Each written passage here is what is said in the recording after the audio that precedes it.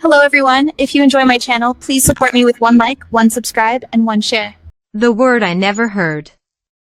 Have you ever shared the same house with someone you love, yet felt lonelier than if you lived alone? What if the one sentence you've waited years to hear finally comes, but only after you've almost stopped caring?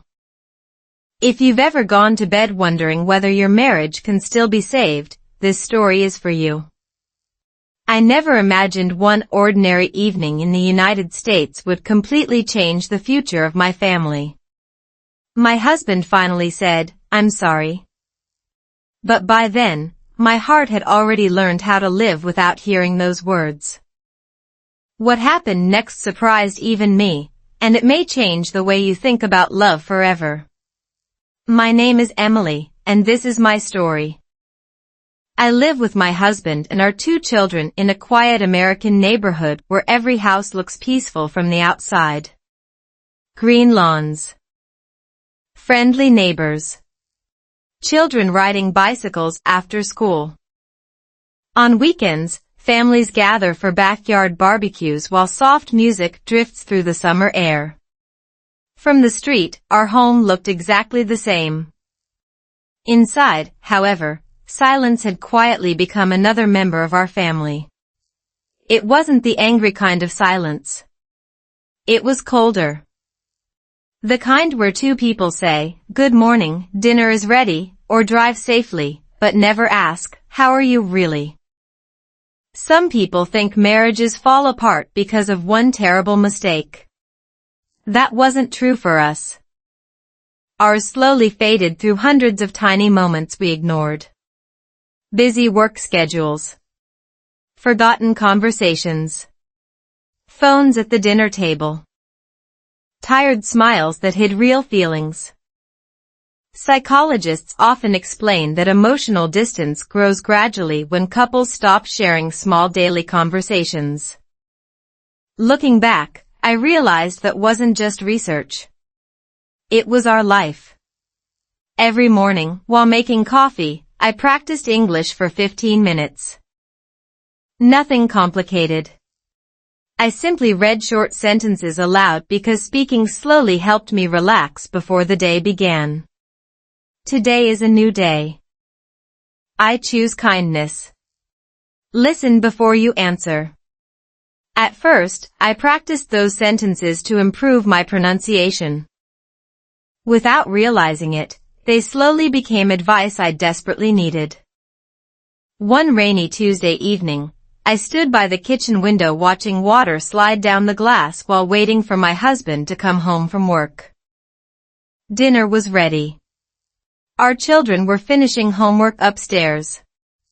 Everything looked perfectly ordinary. When he finally walked through the front door, he smiled politely. "Hi. Hi." That was it. No hug. No kiss. No "How was your day?" Just 2 familiar strangers following the same routine we had repeated for months. During dinner, the only voices came from our children. They talked about school projects, funny teachers, and soccer practice. My husband nodded politely while checking emails between bites of food. I pretended not to notice. But I did. Every single time. Researchers studying long-term relationships often say that emotional neglect hurts the brain in ways surprisingly similar to physical pain. Hearing that once shocked me. Living it shocked me even more. That night, after everyone was asleep, I sat alone in the living room with my English notebook resting on my lap. I opened to a blank page and wrote one simple question. When did we stop talking? I stared at those 5 words for several minutes. Oddly enough, I couldn't remember the answer. Maybe there wasn't one. Maybe it happened one ordinary day at a time. The next morning, life continued exactly as usual until my phone buzzed with a message from one of my closest friends. She wrote only one sentence. "Emily, if he finally apologized today, would you forgive him?" I froze. I hadn't told anyone what had been happening inside our marriage. How could she possibly ask that question? Before I could reply, another notification appeared. It wasn't from my friend. It was from my husband. The message contained only 2 words. I'm sorry. I read those words again. And again. For years, I thought hearing them would fix everything. Instead, they made my heart beat faster than ever before. Because I had no idea what he was apologizing for. Silence at our dinner table. Have you ever received the exact words you had dreamed about for years? Only to realize they raised more questions than answers? My husband finally texted, I'm sorry. 2 simple words. They should have brought relief. Instead, they filled my mind with fear. Sorry for what? Had something happened? Was he hiding a secret? Or had he finally noticed the invisible distance growing between us? I stared at my phone for several minutes without replying. Never imagining that the quietest evening of my life was about to become the most unforgettable one. I read his message over and over again while standing in my kitchen. Outside, the late afternoon sun stretched across our backyard. Everything looked peaceful. A neighbor was mowing the lawn. Children were laughing somewhere down the street. Inside my heart, however, nothing felt peaceful anymore. For months, I had imagined hearing those words. I'm sorry. I used to believe they would erase every disappointment, every lonely dinner, every sleepless night. But real life isn't like the movies. Sometimes an apology arrives after silence has already built walls between 2 people. I typed a reply.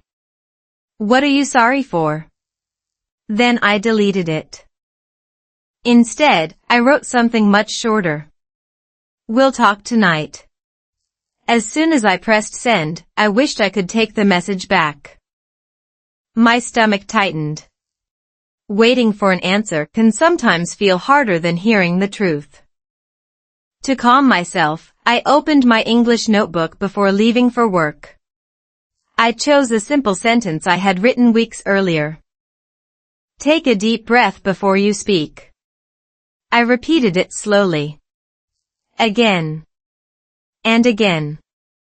Learning English had quietly become part of my emotional routine. Speaking slowly forced my mind to slow down too. Language educators often explain that reading simple English aloud helps improve pronunciation while reducing anxiety because controlled breathing naturally calms the nervous system. I smiled slightly. Maybe I wasn't only practicing English anymore. Maybe I was practicing patience. The rest of the day passed unusually slowly. Every customer smiled. Every coworker seemed cheerful. Yet my thoughts kept returning to those 2 words. I'm sorry. When I finally drove home through our quiet American neighborhood, I noticed little things I had ignored for years. Couples walking hand in hand. A father teaching his daughter to ride a bicycle. A grandmother watering colorful flowers in front of her porch. Ordinary moments suddenly looked extraordinary. I wondered when my husband and I had stopped noticing our own ordinary happiness. That evening, we sat down for dinner with our children just as we always did. My son talked excitedly about a science project. My daughter laughed about something her best friend had said at school. My husband smiled politely and asked them questions, just like every caring father would. If someone had looked through our dining room window, they would have seen a perfect American family. But I knew better. Underneath every polite smile lived hundreds of unspoken conversations. After the children went upstairs to finish homework, the house became unusually quiet. He looked at me. I looked at him. Neither of us spoke. Finally, he took a slow breath and quietly said, "Emily, there's something I've wanted to tell you for a very long time." My heart began pounding. This was it. The explanation. The reason behind the apology. He reached into his jacket pocket and carefully placed a small folded piece of paper on the kitchen table. I wrote this because I wasn't sure I could say it out loud. I slowly unfolded the paper. The first line immediately brought tears to my eyes. But before I could finish reading, the front doorbell rang. Once. Then twice. Then a third time. Whoever was standing outside had arrived at the exact worst possible moment. And neither of us had any idea that opening that door would delay the most important conversation of our marriage. The day everything exploded. Have you ever waited so long for an honest conversation, only to have life interrupted at the worst possible second? That folded letter was finally in my hands. My husband was finally ready to tell me the truth. Then someone rang our doorbell again and again, as if they had no idea they were standing between a broken marriage and its last chance to heal. Looking back, I sometimes wonder if that interruption saved us, or nearly destroyed us forever. The doorbell echoed through the house one more time. Neither of us moved. My husband looked at me.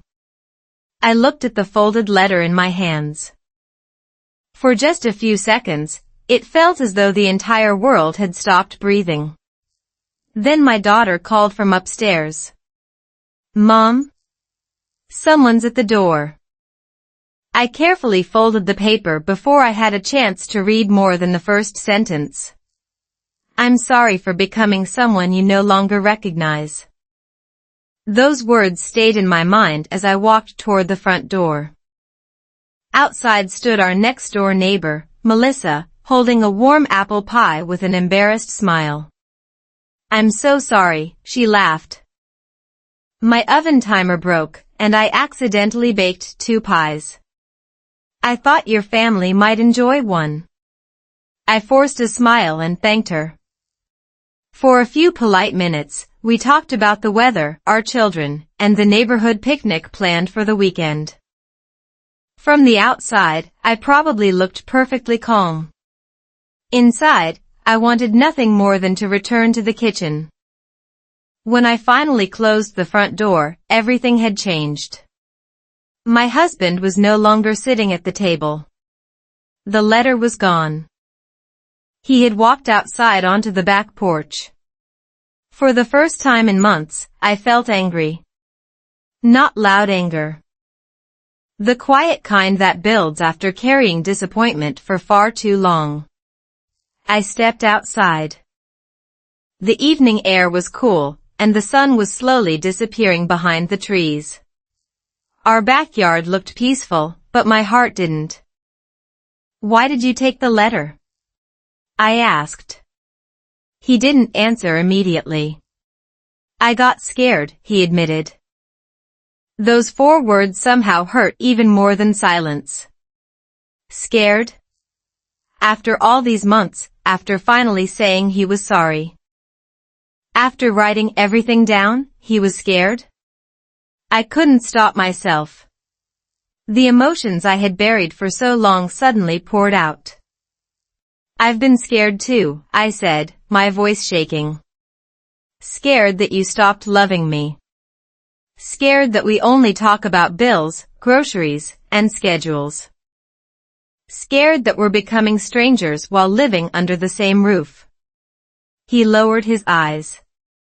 For several long seconds, neither of us spoke. Relationship psychologists often explain that unresolved emotions don't disappear. They simply wait for a moment when they can no longer stay hidden. Looking back, I realized our argument didn't begin that evening. It had been quietly growing for months, hidden inside ordinary days. I thought giving you space was helping, he finally whispered. And I thought your silence meant you didn't care.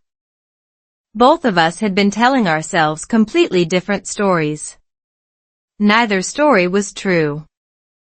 Later that night, after the children were asleep, I couldn't relax. I opened my English notebook like I always did. This time, I didn't choose a sentence about hope.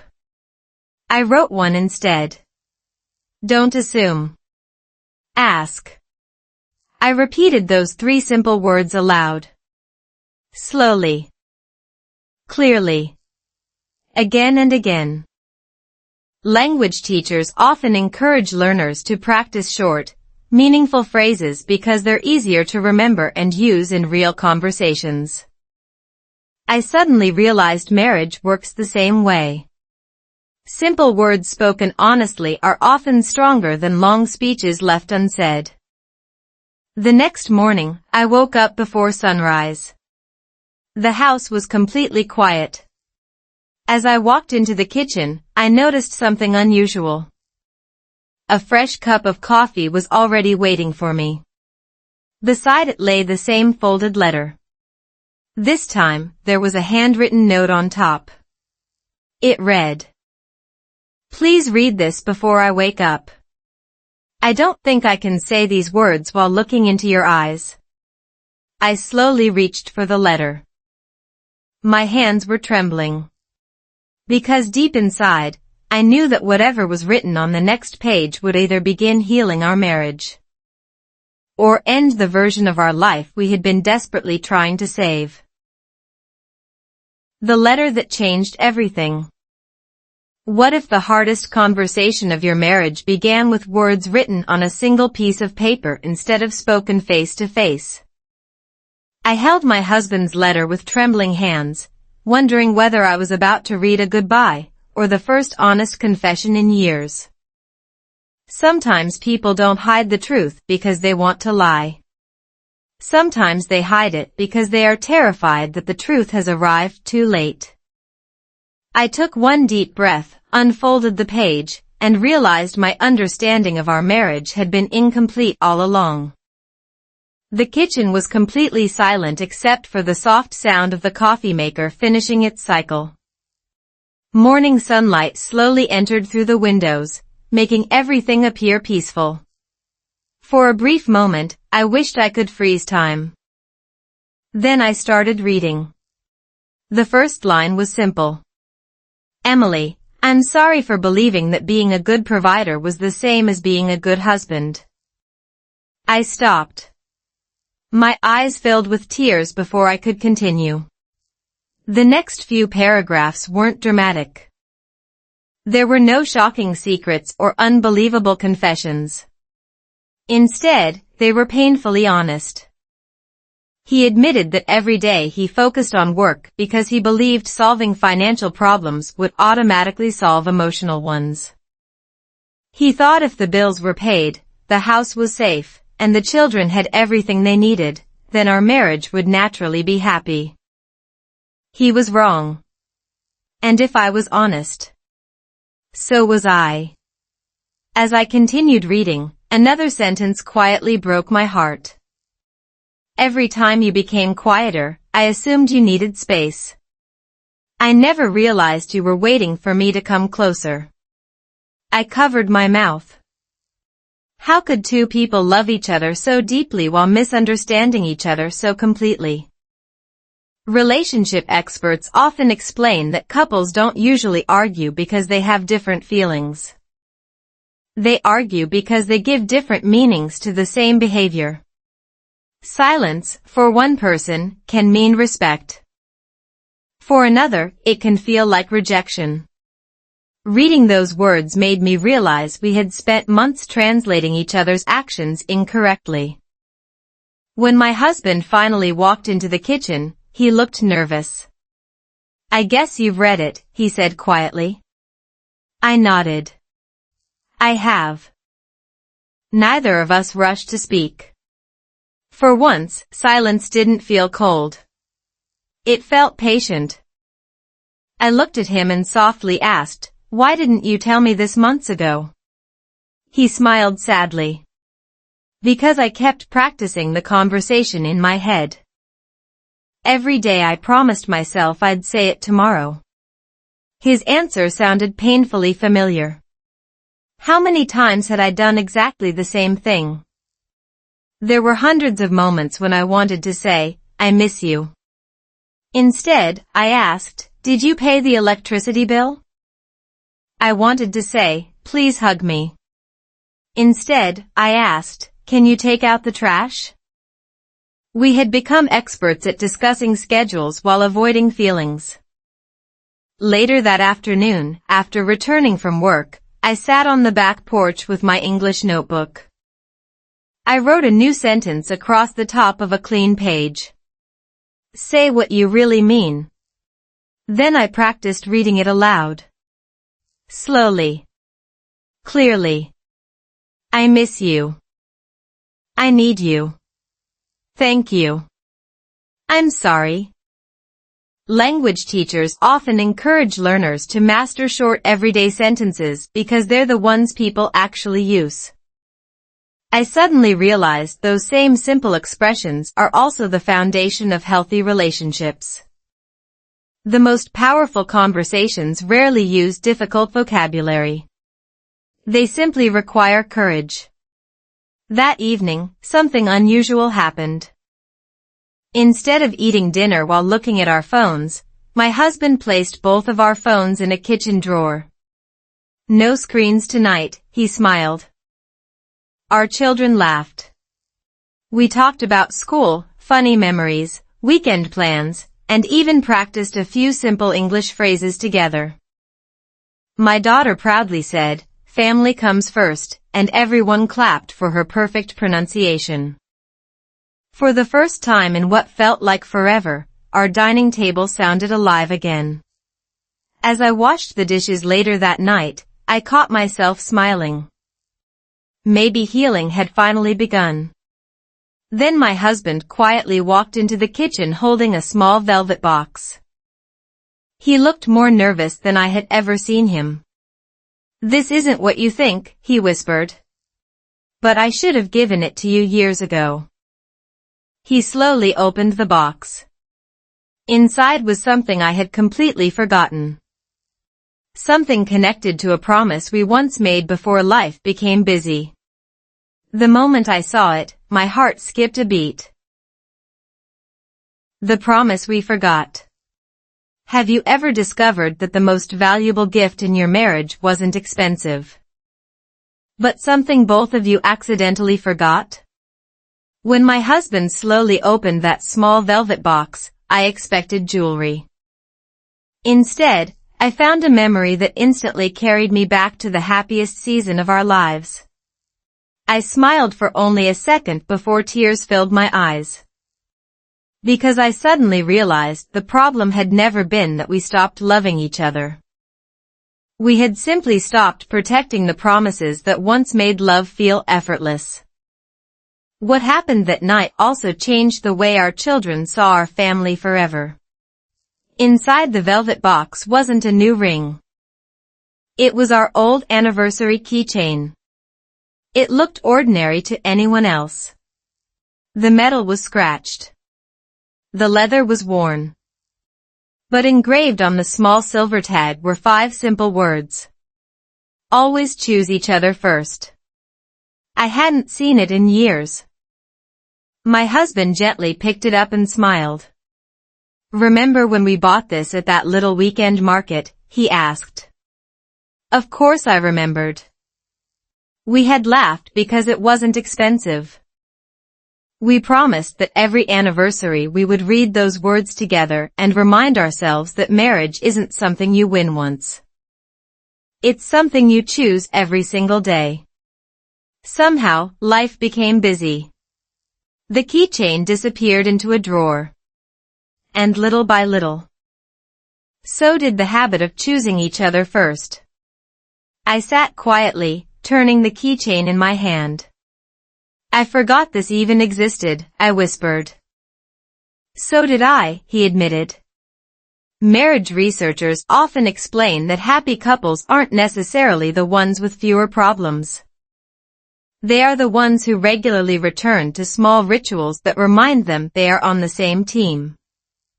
Looking at that old keychain, I understood exactly what they meant. We hadn't been defeated by one terrible day. We had simply abandoned the tiny habits that once kept us connected. The next morning, before our children left for school, something unexpected happened. My husband made pancakes. Not because it was a holiday. Not because someone had a birthday. Just because he wanted breakfast to feel different. Our son laughed as flour somehow ended up on Dad's shirt instead of inside the mixing bowl. My daughter couldn't stop giggling while trying to flip a pancake that landed beside the pan instead of inside it. For the first time in months, laughter echoed through every room of our house. While everyone was eating, my daughter suddenly looked at both of us. Mom. Dad. We both looked up. You smile at each other again. The room became completely silent. Children notice far more than adults realize. They may not understand every argument, but they always notice when love quietly returns. That afternoon, while everyone was busy, I opened my English notebook again. Today's sentence was beautifully simple. Small things matter. I repeated it slowly. Small things matter. A smile matters. A hug matters. A kind word matters. Language teachers often say that repeating short, meaningful phrases every day helps learners remember vocabulary naturally because emotions strengthen memory. I realized our family was doing something similar. Every small act of kindness became another sentence in the new story we were writing together. Over the following week, we created a tiny family tradition. Every evening during dinner, each person shared one sentence beginning with, "Today I appreciated." I appreciated Mom helping me study. I appreciated Dad driving me to practice. I appreciated dinner together. The answers were never complicated, but they slowly transformed the atmosphere inside our home. Gratitude has been shown in psychological research to strengthen emotional connection by helping people notice positive moments instead of only focusing on problems. We weren't pretending life had become perfect. We were simply learning to see each other again. Then, just when everything finally seemed to be healing, my husband walked into the living room holding an old photo album.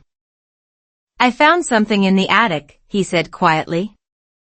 Inside the album was a photograph neither of us remembered taking. On the back, someone had written a date, and beneath it, one handwritten sentence. As soon as I read those words, my heart began racing.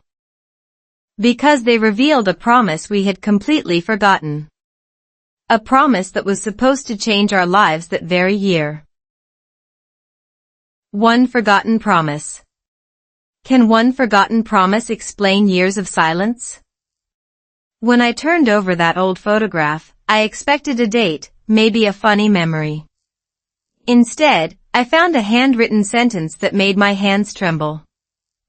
It wasn't written by a stranger. It wasn't written by one of our children. It was written by my husband. Years ago, when we still believed nothing could ever come between us. In that moment, I realized we hadn't lost our love. We had simply lost sight of the promise that once protected it. I held the photograph carefully under the warm kitchen light. It showed the two of us standing in front of a small lake during an autumn festival. The trees behind us were covered with bright orange and golden leaves. We looked younger, happier, and completely unaware of how quickly ordinary life could become busy. On the back, in my husband's handwriting, were the words, "No matter how busy life becomes, we'll always make time for each other every Friday night. I closed my eyes. Friday nights. I remembered everything. Back then, every Friday after work, we would leave our phones at home, drive somewhere nearby, buy coffee, walk through a local park, or simply sit on a bench talking about dreams instead of responsibilities. We didn't spend much money. We spent something far more valuable. Attention.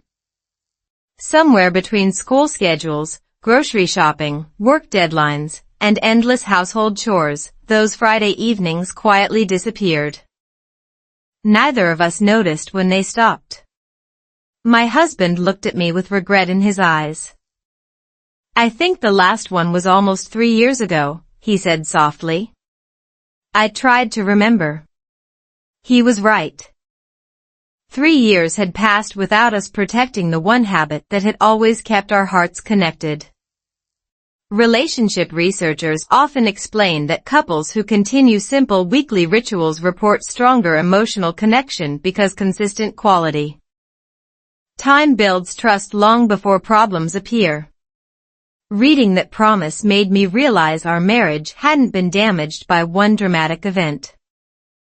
It had slowly drifted away from small moments that once felt ordinary. That Friday, we decided to keep our old promise. No excuses. No canceled plans. No checking emails. No phones. Our children smiled when we told them. My son jokingly saluted and said, "Mission, save mom and dad." Even my teenage daughter laughed. "You two actually deserve a date." That evening, we drove to a quiet riverside park just outside town. The air was cool, and families were enjoying the last warm days before autumn arrived. Couples walked hand in hand while children chased ducks along the water. It felt strangely familiar, as if life had quietly been waiting for us to slow down. We bought 2 cups of coffee and sat on a wooden bench. For several minutes, neither of us spoke. This time, the silence wasn't uncomfortable. It felt peaceful. Finally, my husband smiled. I forgot how much I missed this. So did I. Instead of discussing bills or work, we talked about our children, funny memories, future vacations, books we wanted to read, and places we still hoped to visit together across the United States. I laughed more during that 1 hour than I had in months. Later that night, before going to bed, I opened my English notebook. Today's sentence was beautifully simple. Love grows where attention goes.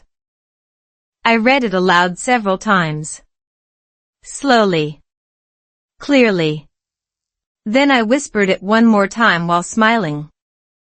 Language experts often explain that repeating meaningful sentences aloud strengthens both pronunciation and long-term memory because the brain connects language with emotion. I realized I no longer practiced English only to improve my speaking. I practiced because those simple words reminded me how I wanted to live. The next morning, something unexpected happened. My husband walked into the kitchen carrying a small calendar. He circled every Friday for the rest of the year with a red marker. "These belong to us," he said. I smiled. For the first time in years, our future looked brighter than our past.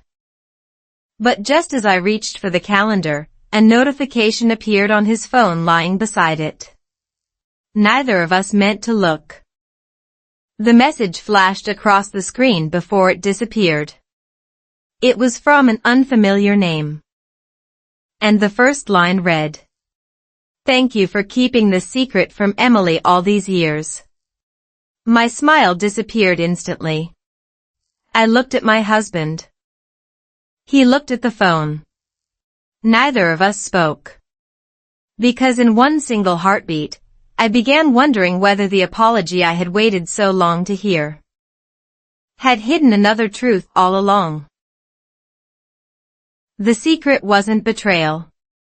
What would you do if one unexpected message appeared on your husband's phone just as your marriage was finally healing?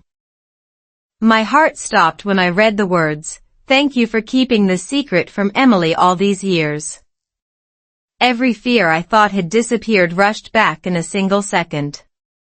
Had his apology come too late because there had always been another woman? Another life, another truth? I looked at him, waiting for an answer, never realizing that the real story behind that message would completely change the way I understood love, trust, and forgiveness. Neither of us spoke. The kitchen suddenly felt smaller. My husband slowly picked up his phone, glanced at the screen, and then looked back at me. I searched his face for signs of panic, guilt, or fear.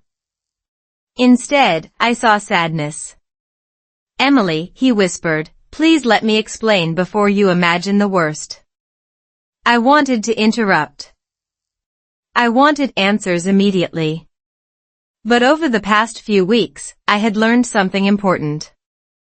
Listening before reacting often reveals a completely different story. He unlocked his phone and handed it to me without hesitation. "You can read everything." I looked at him in surprise. There was nothing hidden. No deleted messages. No secret conversations. The message came from Michael, one of my husband's oldest friends. I opened the conversation and slowly read the earlier messages.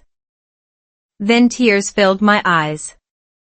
Years ago, after my mother passed away, I had quietly given up on one dream. I had always wanted to open a tiny reading corner in our neighborhood where children could borrow books, practice reading, and spend time together after school. I rarely talked about it because life became busy, and eventually I convinced myself that dream no longer mattered. I had forgotten it. My husband never had. The secret was that he had been working with Michael for months to quietly renovate an unused room inside our community center. They planned to surprise me on our wedding anniversary by creating the reading space I had once dreamed about. Every weekend he had said he was working overtime.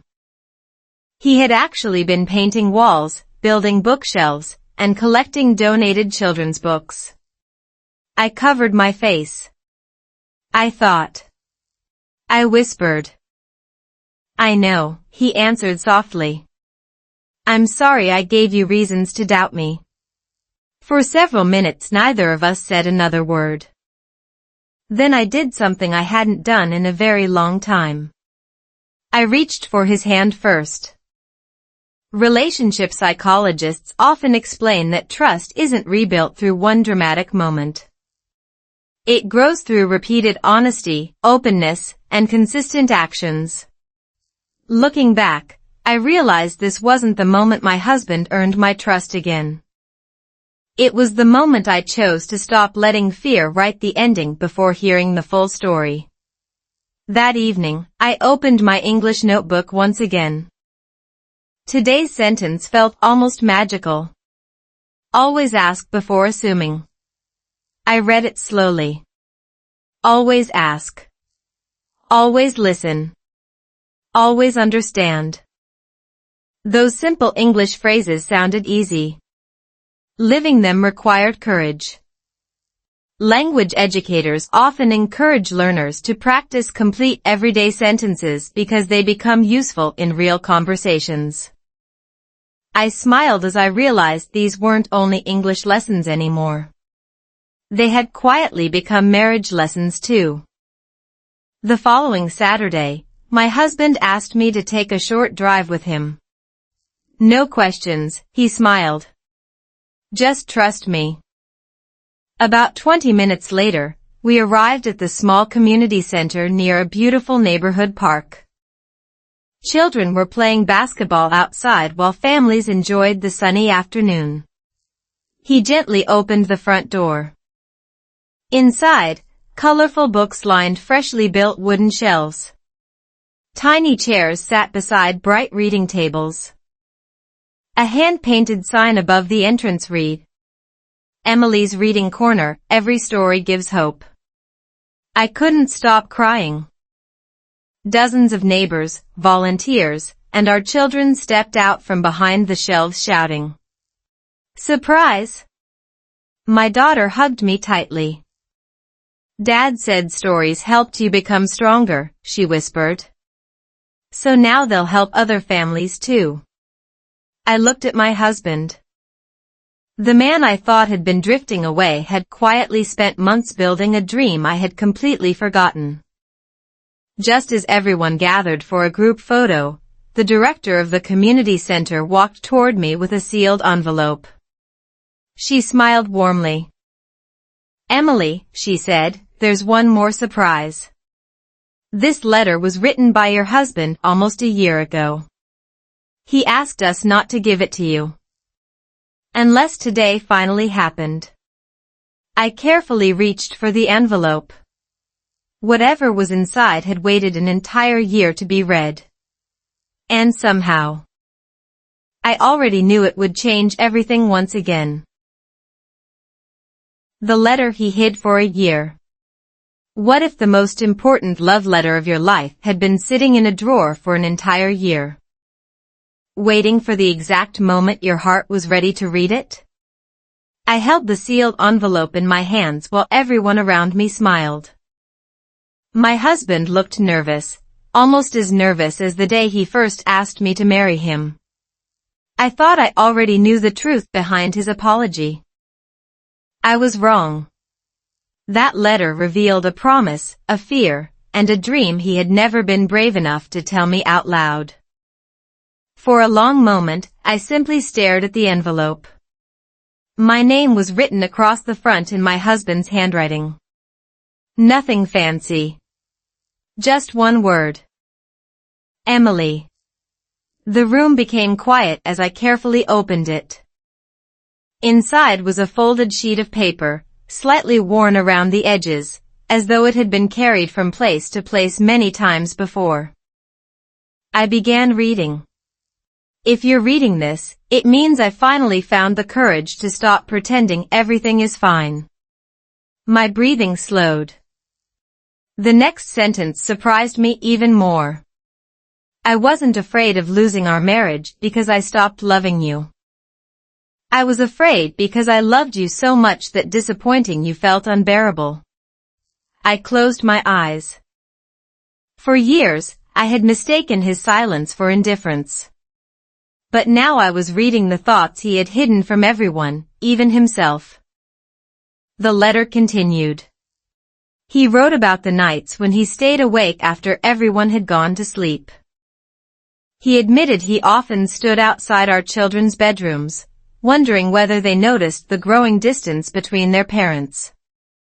He confessed that every time he wanted to say, "I need your help," pride convinced him to stay quiet instead. Then came the sentence that completely broke my heart. The strongest man isn't the one who never cries. He's the one who finally tells the truth. Tears rolled down my face before I reached the end. Around us, nobody spoke. Even our children quietly waited. Relationship psychologists often explain that emotional vulnerability creates deeper trust than pretending to be strong all the time. When one partner dares to speak honestly without hiding behind pride, the other partner often feels safe enough to do the same. I realized that healing wasn't beginning because we had solved every problem. It was beginning because we had finally stopped hiding. That evening, after everyone returned home, our family sat together in the living room instead of watching television. There were no distractions. No phones. No laptops. Just quiet conversation. My son smiled and asked, "Dad, were you really that nervous?" My husband laughed.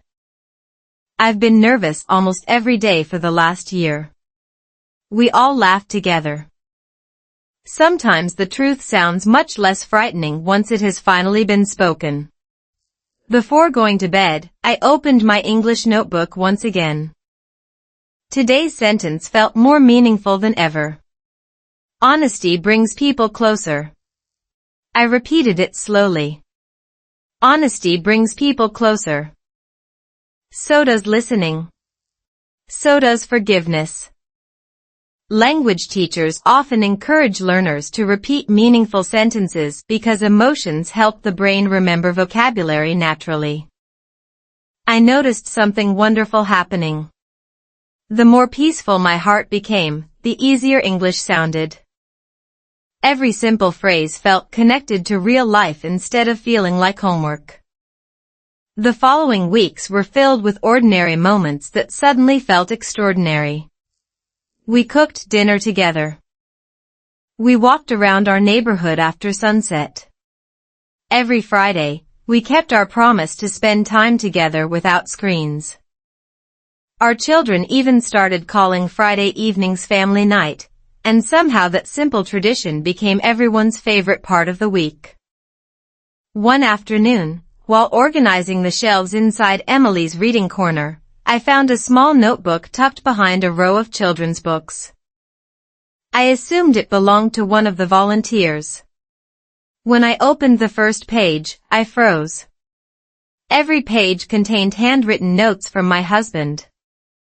Not about business. Not about work. Not even about me. They were letters to our children. One for every birthday they would celebrate over the next 10 years. I couldn't believe what I was holding. Just then, my husband walked into the room. He saw the notebook in my hands. His smile disappeared. Quietly, he said, "I wasn't planning for you to find those until much later." My heart began racing again. Because if he had written 10 years of letters in advance, what had he been afraid might happen? The letters for tomorrow. What kind of father secretly writes birthday letters for the next 10 years? When I held that notebook in my hands, my imagination immediately ran toward the darkest possibilities. Was my husband hiding an illness? Was he protecting us from something he couldn't say? My heart raced faster with every passing second. After everything we had already survived together, I wasn't sure I was strong enough to hear another painful truth. But the answer he finally gave me was nothing like the story I had been telling myself. I stood quietly inside Emily's reading corner, still holding the notebook against my chest. The room smelled of fresh wood and new books. Sunlight poured through the large windows, filling the shelves with a warm golden glow. Children would soon fill this place with laughter, but in that moment, the room felt perfectly still. I looked at my husband. "Why did you write these?" I asked softly. He didn't answer immediately. Instead, he walked over to one of the tiny reading chairs and sat down. "I started writing them after we almost stopped talking to each other," he admitted. I frowned, confused. I kept thinking about how quickly life changes. One ordinary day can become unforgettable. I realized I had spent too much time assuming I'd always have another chance to say the important things. He gently reached for the notebook. "I wasn't expecting to disappear, Emily. I was afraid of disappearing emotionally." Those words settled deeply inside me. He continued.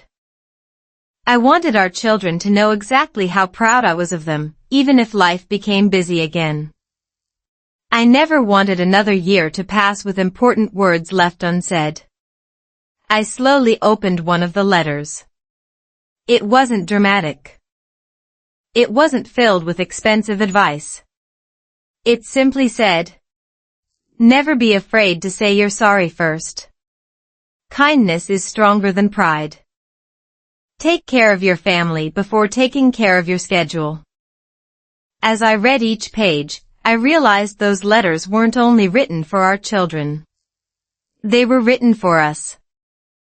Family therapists often explain that expressing appreciation before it's too late strengthens emotional security because people remember how consistently they were loved, not just how deeply. Looking back, I understood why my husband's apology had changed everything. It wasn't just 2 words. It was the beginning of a completely different way of living. That evening, our family gathered once again around the dinner table. No television. No phones. Only conversation. My daughter looked curiously at her father. "Dad," she asked with a smile, "what would you write to Mom if today were her birthday?" He laughed nervously. Then he looked directly into my eyes. "I'd write that she's still my favorite person to come home to." Everyone at the table smiled. Even our son pretended to cover his face. "Okay, that's actually pretty sweet," he laughed. For the first time in years, love no longer felt like something we remembered. It felt like something we practiced. Later that night, I opened my English notebook before going to bed. Today's sentence was beautifully simple. Say the important words today. I read it slowly. I love you. Thank you. I'm proud of you. I'm sorry. Language teachers often remind students that the phrases used most frequently in everyday life are usually the most valuable. Those short English sentences had quietly transformed from vocabulary practice into daily habits inside our home. Every time we spoke them sincerely, they became easier to remember and easier to believe. Weeks passed, and Emily's reading corner quickly became one of my favorite places in the community. Families visited together after school. Children borrowed books, practiced reading aloud, and filled the room with joyful energy. Sometimes parents stayed behind just to talk. One afternoon, an elderly woman approached me after a reading session. She smiled kindly and handed me a small envelope. "I've been watching your family," she said. "Your husband reminds me of someone." Confused, I opened the envelope. Inside was an old newspaper clipping from nearly 25 years earlier. A younger version of my husband stood beside a man I had never seen before. The headline read, "Local boy makes promise that inspires entire community." I looked up in complete surprise. My husband had never told me this story. Not once. And judging by the expression on his face, he never expected me to discover it. One word healed us. Can one simple word really heal a marriage? After everything we had been through, I thought the biggest surprise was already behind us. Then I looked at the old newspaper clipping in my hands and discovered a story my husband had kept hidden for more than 20 years. It wasn't a story about success, money, or fame. It was about a promise that quietly shaped the man I married. And in that moment, I finally understood why his apology carried so much weight, and why love sometimes returns in the most unexpected way. I stared at the faded newspaper for several seconds. The photograph showed my husband as a teenager, standing beside an older man with his arm resting proudly on his shoulder. Both of them were smiling. The headline read, "Local boy makes promise that inspires entire community." I looked at him with surprise. "You never told me about this." He smiled gently. "I didn't think it mattered anymore." The elderly woman standing beside us quietly shook her head. "Oh, it matters," she said. "Your husband volunteered here every weekend when he was young. That man in the picture was his mentor." She pointed to the older gentleman. "Before he passed away, he told your husband something he never forgot." My husband lowered his eyes. I softly asked, "What did he say?" For a moment, nobody spoke. Then my husband answered in a calm voice. He told me, "The strongest families aren't the ones that never break. They're the ones that choose each other again and again." Those words settled deep inside my heart. Suddenly, everything made sense. The hidden letters. The reading corner. The forgotten Friday nights. The apology. None of those moments appeared by accident. He had been trying, in his own imperfect way, to keep a promise he made long before we even met. On the drive home through our quiet American neighborhood, neither of us rushed to fill the silence. This silence felt different. It wasn't empty anymore. It was peaceful. That evening, after dinner, our children asked if we could all take a walk together. The sun was beginning to set, painting the sky with soft shades of orange and pink. Families waved from their front porches. Children chased each other across green lawns. It was an ordinary evening. Yet somehow, it felt extraordinary. As we walked, my husband gently reached for my hand. Not dramatically. Not because someone was watching. Simply because it felt natural again. I smiled.